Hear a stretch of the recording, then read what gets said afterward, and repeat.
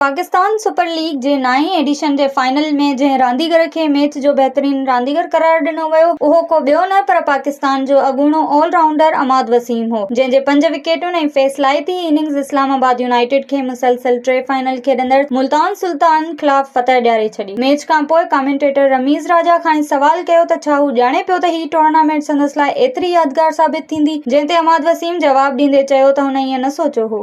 मूं रुॻो इहो सोचियो हो त पंहिंजो हिसो शामिल करणो आहे त जीअं टीम खटे। हूअं त यूनाइटेड जे कप्तान शादाब खान खे प्लेयर ऑफ द टूर्नामेंट करार ॾिनो वियो, पर हिन इवेंट अमाद वसीम खे कैरियर जे नएं बुलंदियुनि ते पहुचाए छॾियो। अमाद वसीम 2023 में आलमी क्रिकेट छॾण जो ऐलान कयो ऐं चयो त रिटायरमेंट लाइ ही वक़्तु सही आहे, पर हाणे हू पंहिंजे फ़ैसिले ते नज़रसानी करे रहियो आहे। इस्लामाबाद यूनाइटेड जो शादाब खान बि इहो चई चुको आहे त अमाद वसीम आलमी क्रिकेट तां रिटायरमेंट वापसि वठणु चाहे थो, छो त वर्ल्ड कप अचण वारो आहे ऐं ख़्वाहिश आहे त हू खेॾे। अमाद वसीम गुज़िरियल साल अप्रैल में न्यूज़ीलैंड ख़िलाफ़ पाकिस्तान लाइ पंहिंजी आख़िरी T20 मैच खेॾी हुई, जंहिं में हुन 2 विकेटूं वरितियूं हुयूं, पर खेसि एशिया कप ऐं वर्ल्ड कप में पाकिस्तानी टीम जो हिसो न बणायो वियो, जंहिं खां पोइ हुन मायूस थी आलमी क्रिकेट तां रिटायरमेंट जो ऐलान कयो। अफ़वाह इहे बि आहिनि त अॻूणे कप्तान बाबर आज़म सां संदसि तकरार हलंदड़ आहे ऐं शायदि इन करे PSL दौरान अमाद वसीम जी बैटिंग ऐं फील्डिंग वक़्तु कुझु मैचुनि में तमाशाइन बाबर आज़म जा नारा बि हंया हुआ। इन समूरी सूरत-ए-हाल बावजूदि अमाद वसीम पंहिंजे नक़ादनि खे भरपूर जवाब ॾिनो आहे। हुन PSL जी